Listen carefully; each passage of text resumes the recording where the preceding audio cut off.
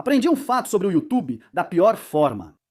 Não é possível avaliar uma ferramenta de forma imparcial se você a ganhou de graça. Por isso, neste vídeo, gastei 200 libras do meu dinheiro para comprar 6 ferramentas da Banggood.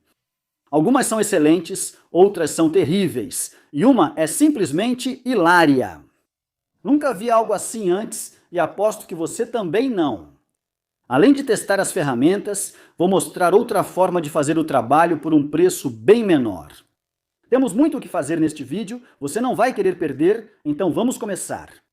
Essa primeira ferramenta é uma que eu queria há pelo menos um ano, mas antes de mostrar qual é, quero mostrar por que eu queria tanto ela. Esses são raspadores de cartão ou raspadores de armário, e para simplificar, a maneira de usá-los é empurrando com os 2 polegares. Você faz uma curvatura nele, apoia as laterais e raspa ao longo de uma peça de madeira. Dessa forma, a rebarba, que é um pedacinho microscópico de metal dobrado que você criou, pode agir como uma mini plaina manual. Mas se você usá-los muito, eles podem acabar machucando bastante seus polegares. Por isso coloquei essa almofada no meu, que é razoável, mas nada demais. E eles podem causar um pouco de hematoma no seu polegar ou transferir calor do próprio raspador. Espero que essa ferramenta da Banggood resolva meus problemas ao segurar um raspador. Não se confunda com os nomes no site, pois alguns são ridículos. Esse é um cortador de fita de borda manual, aparador ou suporte para raspador de cartão. O nome não chama atenção, mas ele vem com 3 raspadores de cartão para você. Encaixe o raspador de cartão entre os cilindros e prenda-o com os encaixes de latão, se preferir. E aí tem um parafuso na parte de trás que empurra essa placa interna para fora, dando a flexibilidade no raspador de cartão. Ele tem 2 pontos de contato porque é um bloco quadrado interno, funcionando como 2 polegares no raspador de cartão. E aí você tem essas 2 reentrâncias na parte de trás, você pode envolver seus dedos nos cilindros, nas reentrâncias atrás, e pode usar à vontade como um raspador de cartão. Mas tem algumas coisas que você precisa observar quando pegar isso. Não tire da caixa, monte como eu fiz e espere que funcione. Porque esse raspador de cartão não passou por nenhum preparo. Na verdade, esse raspador de cartão é completamente inútil. Agora, eu não vou mostrar o processo de colocar uma rebarba nesses aqui, mas vou deixar um vídeo no final que vai te mostrar exatamente como fazer isso. Esse vídeo já está no site há alguns anos e é bem simples.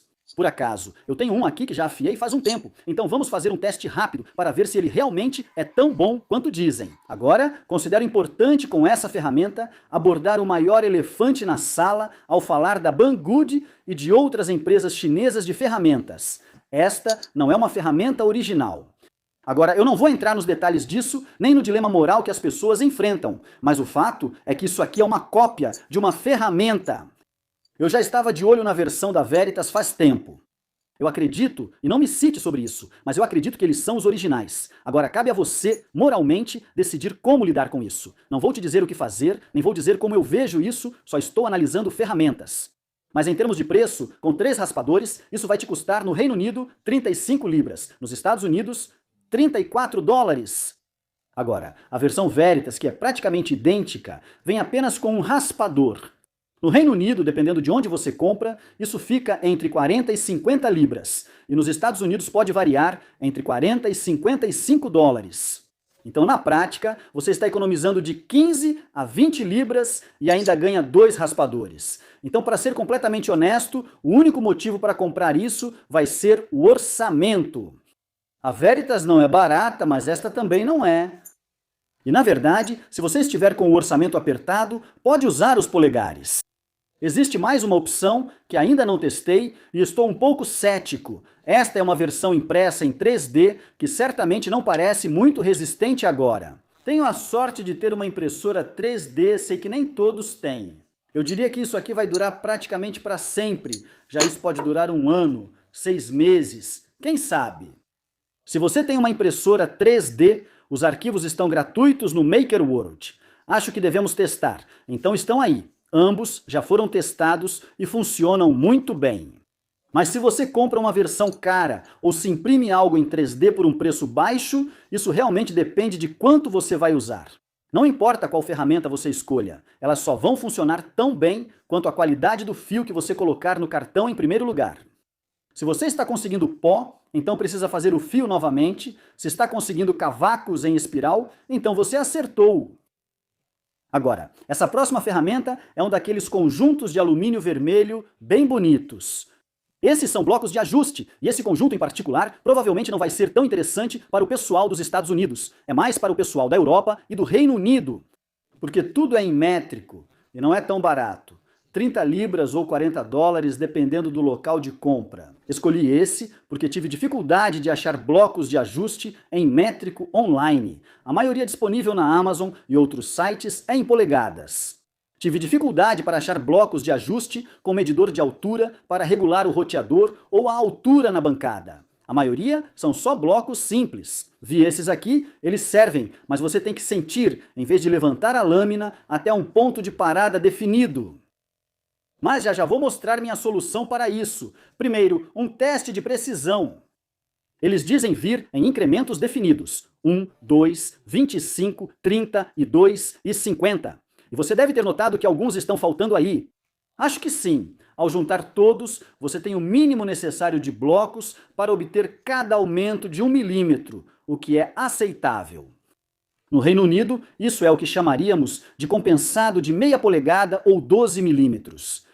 Eu adoraria ter um bloco de ajuste de 12 milímetros, mas não tem ali. No entanto, eu tenho um de 4 e um de 8 milímetros, o que já serve. Se quiser mais precisão, provavelmente usaria a própria madeira como referência. Assim, esses blocos seriam redundantes, pois já são extremamente precisos. Mas tem outro que me incomoda. Por exemplo, pegue o bloco de 18 milímetros a 13 milímetros. A largura do bloco de 16 milímetros também é 13 milímetros. Em que momento alguém fez esses blocos e decidiu que 13 milímetros é a profundidade mais útil? Eles vão fabricar assim. Não vou reclamar mais sobre os números diferentes. Se você comprou esse conjunto e quer uma placa de gaveta, projetei essa pequena placa rasa. Ela não suporta ser sacudida. Se ela estiver em uma gaveta lisa, ao lado da serra de bancada ou tupia, basta puxar. Pegue o que precisar. Nem todos os números aparecem, então destaquei na lateral. Vai estar de graça no meu site, com links na descrição. Sei que é algo específico, mas se você for lá e comprar esses blocos, se conseguir encontrar uma utilidade para eles, é melhor armazená-los. Mas eu tenho uma solução melhor para você. Conjunto completo de blocos de medição Start Making, marcenaria no sistema métrico. A bandeja pode ser deitada ou em pé para colocar na prateleira. Isso ocupa muito menos espaço, funciona muito bem na gaveta. O motivo pelo qual eu criei esses blocos, ou o motivo pelo qual eu os projetei, é porque eu queria mais do que o que era oferecido por aqueles blocos. Então, o que eu coloquei aqui foi a mesma largura daqueles blocos. Então, este aqui, por exemplo, tem 10 milímetros, então você terá 10 milímetros de largura.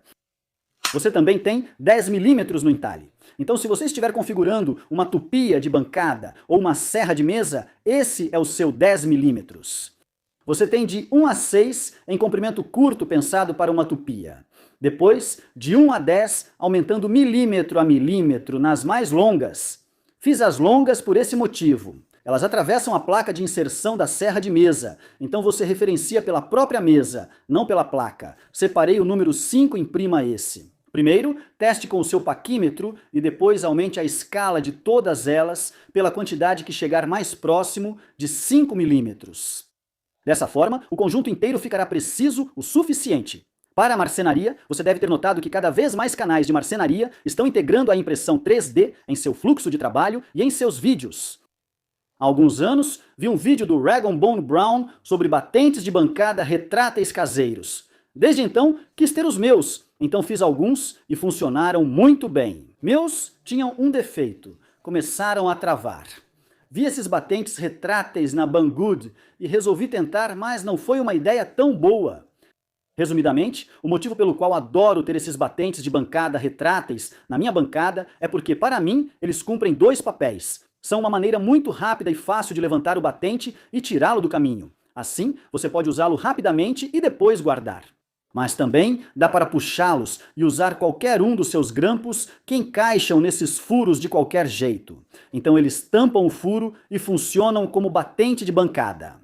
Mas eles podem ser um pouco chatos de fazer, porque o primeiro conjunto que eu fiz usava esse mecanismo de porta de armário, onde um clique abre e outro clique fecha.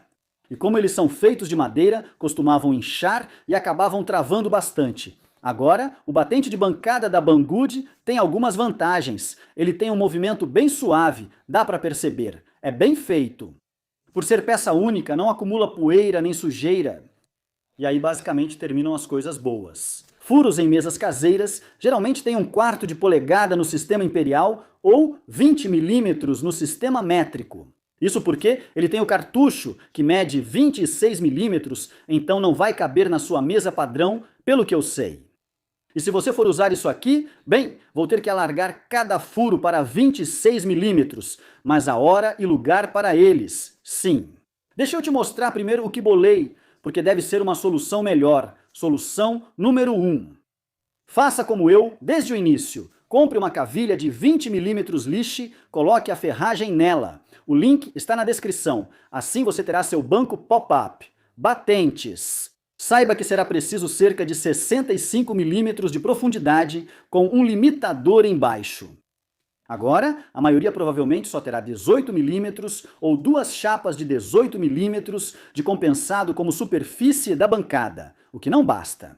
Você pode instalar uma tábua de madeira sob a mesa e perfurar até ela para servir de limitador ou optar por uma solução impressa em 3D. Eu tenho um projeto no site para esses bench dogs bem simples. Eles têm apenas 19,75 milímetros de diâmetro. Você encaixa o hardware nele e obtém o bench dog retrátil. Há alguns giros de ajuste, oferecendo de 5 a 7 milímetros de folga. Mas e se você tiver uma MFT com mesa de 18 milímetros já pré-perfurada? Foi por isso que criei estes aqui. Essas pequenas peças ficam embaixo da sua MFT. Você coloca o bench dog, ele encaixa direitinho e fica bem preso. Aí você pode empurrar para baixo, tirar de uso, levantar de novo. Mas e se eles encherem de poeira? Bem, tem um arquivo lá para tampas de rosca. Esvazio. Coloque a tampa de volta e pronto, já pode usar. Eu prometi mostrar um uso. Você pode utilizar isso nas garras de um torno. Você não precisa fazer muitos furos. Provavelmente só vai precisar de 2 desses na garra externa do seu torno de bancada e já está pronto para usar. Mas saiba que em termos de preço, você vai pagar 17 libras por 2 desses ou 22 dólares por 2. Com modelos Pop Fit e um pouco de impressão 3D ou cavilha, vai custar muito menos. Depois de gravar este vídeo, voltei e ajustei todos os arquivos de suporte do pacote. Então agora todos eles estão um pouco menores, em incrementos de 5 milímetros, cada um, exceto o menor de todos, tem uma tampa para esvaziar o pó. Então agora, não importa qual seja a espessura da sua bancada, seja 18 milímetros ou até mesmo 44 milímetros, cada batente tem cerca de 7 milímetros de folga. Então há um que vai servir para qualquer profundidade de bancada, até cerca de 45. Estamos cada vez mais perto da ferramenta mais engraçada que já comprei. E não falo isso só por causa do algoritmo do YouTube. Mas antes, às vezes você só precisa de um pedaço de madeira na sua bancada. E não precisa que ele fique preso, mas precisa que ele fique encostado em alguma coisa. Por exemplo, ao usar o formão, espero que os batentes de aplainar funcionem bem. E minha primeira surpresa é que eu estava achando que vinha 2. Acho que preciso conferir meu recibo. Ok, depois de uma olhada rápida, essa foi culpa minha. Você recebe 1, mas aparecem 2 na foto. Então cuidado se receber só 1. Aviso que será difícil perceber. Vale a pena, pois custa 9 libras ou 12 dólares nos Estados Unidos. Mas possui pinos ajustáveis para a bancada, funcionando de forma simples. Basta encontrar os furos na bancada. Coloque na bancada, ele trava e você apoia a madeira nele. Há prós e contras nisso. O bom é que ele é bem feito, sólido, encaixa bem na bancada e tem perfil baixo, permitindo usar o desengrosso manual até 5 ou 6 milímetros. Agora, o lado ruim, ele é de metal, o que tem prós e contras. Se bater o desengrosso manual nele, provavelmente terá que reafiar o ferro. Eu diria que essa não é uma boa opção, é o jeito mais barato possível. Basta prender um pedaço de madeira atravessado na sua bancada e trabalhar contra ele. A segunda opção mais barata é fazer você mesmo, como já mostrei em um vídeo. Com esses, tudo o que você precisa é de um batente fixo e depois cortar um sulco para ter outro batente deslizante. Coloque isso em 2 pontos da sua bancada e já está pronto para usar. Você pode até fazer isso em um ângulo reto, se quiser suporte extra. E eu recorri a isso em todas as ferramentas até agora. O primeiro conjunto impresso em 3D que eu já enviei para o site tinha esses itens. Eles vêm em 3 espessuras. Você tem a peça padrão para desbaste com o pino móvel em uma das extremidades, assim você pode ajustá-lo. Você tem o ângulo reto, mesmo princípio, e o ângulo reto mais robusto. Ambos os designs vêm em 3 espessuras. Além do orçamento, o principal motivo para escolher madeira ou plástico nos batentes e suportes é que são mais gentis com as ferramentas. Ao falar de marcenaria, muitos citam o ditado de que nunca há sargentos demais, mas acredito que o correto é nunca haver sargentos suficientes do tipo certo. Quando se trata de prender o trabalho na sua bancada, um desses sargentos tipo F, ou um sargento de esquadria ou de barra, simplesmente não vai dar conta do recado. O que você precisa é de um desses aqui. Se você viu o vídeo de Natal, já sabe disso. Gosto dos sargentos de catraca, mas não é deles que vou falar, pois eles prendem por cima da peça de madeira. Os sargentos que comprei nesse conjunto são esses aqui. E o que torna esses especialmente incríveis é que eles prendem o trabalho na sua bancada sem realmente ficarem em cima da peça. Por 23 libras ou 32 dólares, você recebe 2 pares de sargentos e batentes de bancada, ambos com um ponto de contato de borracha macia, então eles não vão marcar o seu trabalho. E para aqueles que têm uma bancada MFT, eles também vêm com um espaçador e um botão estrela para fixá-los permanentemente, além da força de fixação deles. A principal função deles é a velocidade. Você fixa o batente menor na sua bancada. Você encosta a peça nele e do mais distante para o mais próximo, você tem cerca de 10 centímetros de ajuste. Na própria braçadeira, você apoia ela contra a peça que quer prender e então puxa a alavanca para baixo. Isso faz a cabeça avançar mais 3 milímetros. Como mencionei, fabricantes chineses copiam marcas famosas. Esta é claramente uma cópia da braçadeira Bessey. Portanto, tome decisões morais com base nisso. Porque o fato é que eles custam cerca de 1/3 do preço por um item muito parecido. Seja escolhendo esses ou o original da Bessey, ambos cumprem a função brilhantemente. Toda oficina com uma mesa estilo MFT ou com furos, tipo dog hole, se beneficiaria desses. E agora, para a última ferramenta, e essa é a minha favorita absoluta. Mas não pelos motivos que você pensa, não considero essa ferramenta realmente necessária. Acho que entendi a intenção deles. Ao usar um formão, nunca o faça sem controle. E o que quero dizer com isso é, por exemplo, você está ajustando uma porta ou uma caixa e está embutindo uma dobradiça. Você não quer que o formão passe do local marcado para a parte de trás da dobradiça. Então, o que você faz é segurar o formão de forma que seu dedo encoste na caixa e isso pare o formão. Por que ninguém adicionou um limitador de profundidade a essa ferramenta? E por que não fazer um limitador simples? Por que não torná-lo giratório e integrá-lo ao formão em vez de deixá-lo externo? Veja, entendo como esse design chegou ao ponto atual. E o mais curioso é que isso não aparece em nenhum lugar do site. Eles realmente explicam por que colocaram esse limitador de profundidade giratório nele e como usá-lo? Só mencionam isso no final da página, chamando de rolo auxiliar ao guiar ao redor de um molde. Nunca usei um formão para contornar um molde. Nunca senti falta de um rolo auxiliar. Então, quem montou o site olhou para isso e claramente pensou: claro, isso é normal. Eles vão saber o que fazer com isso. É brilhante e horrível, mas isso ajuda de alguma forma? Vou deixar o fio mais afiado possível nisso para dar a melhor chance de luta. E pelos poderes do YouTube, vou fazer isso em menos de alguns segundos. Vou retomar isso e depois mostrar para vocês como acho que deveria ser usado. Vamos testar e ver se faz sentido. Esse foi meu primeiro pensamento. Ao colocar fita de borda, sempre sobra um pouco em um ou ambos os lados. E às vezes é difícil manter um formão comum nivelado. Ao remover a fita de borda, ela pode entrar na peça. Então aqui está meu primeiro pensamento. O rolamento desliza por cima, ele meio que apoia o formão. Acho que isso elimina uma etapa do processo de pensamento.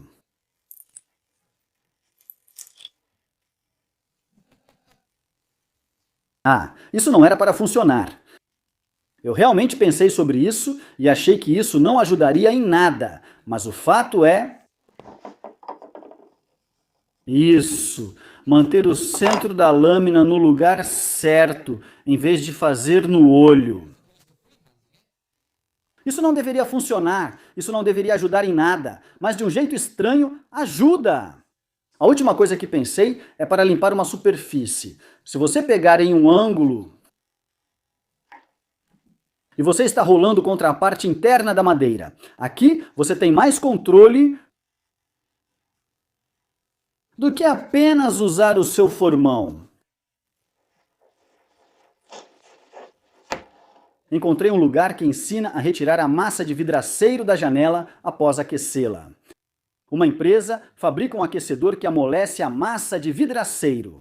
Depois, basta passar o rolo na moldura da janela para removê-la. Essa roda parece auxiliar no movimento, função para a qual foi projetada, e a Banggood decidiu copiá-la. Achar que pode haver mercado para isso não soa como uma cópia inteligente. É realmente para isso que serve. Será que tem espaço para isso na minha oficina? Não acho que esse seja um para eu te recomendar sair correndo e comprar. Basta conseguir um bom formão, aprender a afiá-lo direito e depois aprender a usá-lo sem estragar o seu trabalho ou enfiar na outra mão. Isso provavelmente é uma recomendação melhor. E é isso aí. Alguns eu recomendo, outros não. E aquela ferramenta que você já sabe o que vai acontecer. Eu vou usar ela em vários trabalhos, vou achar muito útil e vou provar que estava errado. Espero que você tenha gostado do vídeo. Obrigado a todos do Patreon pelo apoio. Todos os arquivos 3D estão no meu site, o link está na descrição, assim como das ferramentas. Se você gostou deste vídeo, provavelmente vai gostar de outros no Patreon ou ao clicar neles. Te vejo por lá. Muito obrigado.